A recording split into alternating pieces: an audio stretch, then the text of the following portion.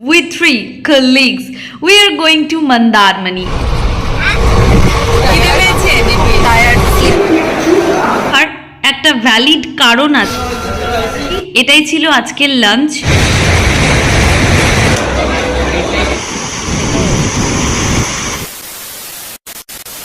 Train number 13428 Sonnet, our Intercity Express is arriving shortly on platform number 2. Hey, hello everyone, I'm back with a new vlog video. With three colleagues, we are going to Mandarmani. This is my first trip of my life. Without my family, without my relatives. I'm so excited.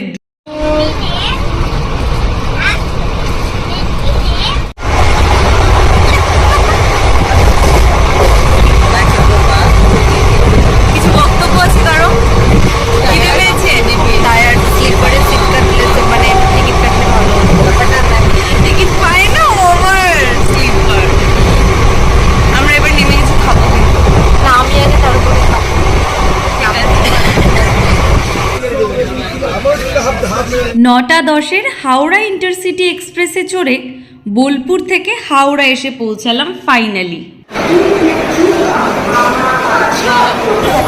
এখন কেবল হাওড়া নামলাম, আমাদের পরবর্তী train যেটা ছিল সেটা late, আমরা 5টায় train.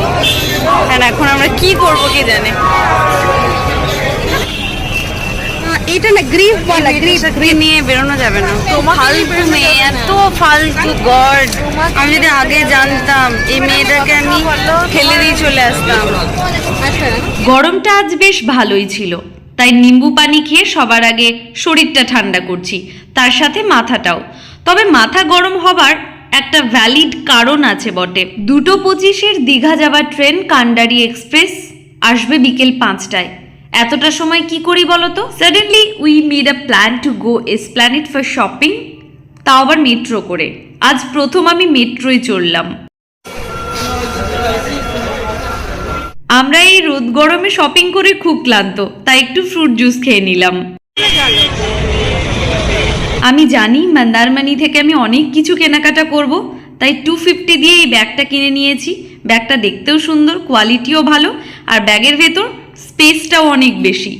Shopping topping করে আবার ফিরলাম, হাওড়া স্টেশন যাচ্ছি। এখন কিছু খেতে হবে। সবার অবস্থা রোদে ঘুরে শপিং করে একাকার হয়ে গেছে, মুখগুলো বাঁদরের পেছনের মতো লাগছে।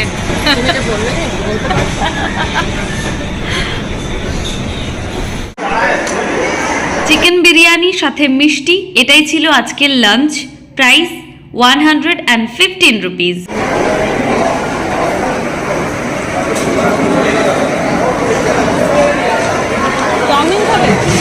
এসপ্ল্যানেড থেকে আমার জন্য এই সুন্দর কিউট ফোন কভার কিনেছি, দিদির জন্যও একটা ফোন কভার কিনেছি, একটা শর্টস কিনেছি, আর একটা সানগ্লাস কিনেছি।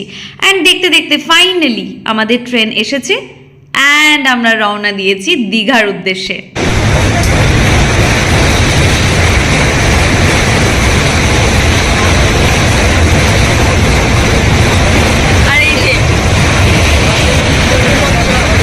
রাত্রি তখন 9:10, ফাইনালি পৌঁছালাম দীঘা স্টেশন।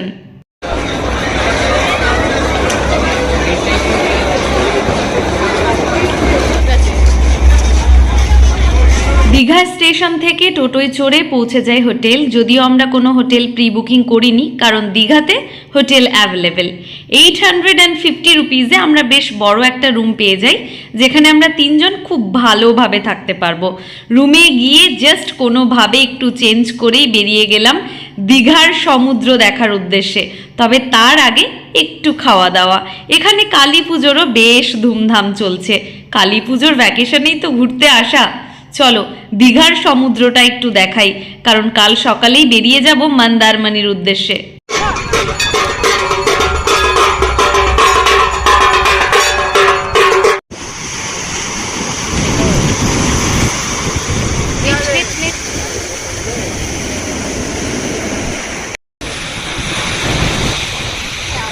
আসবে না, ওটা খেলা শেষ, অনেক দূরে ইয়ে হয়ে গেছে।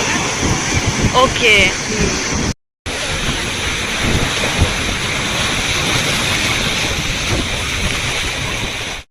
অনেক বড় অনেক বড়।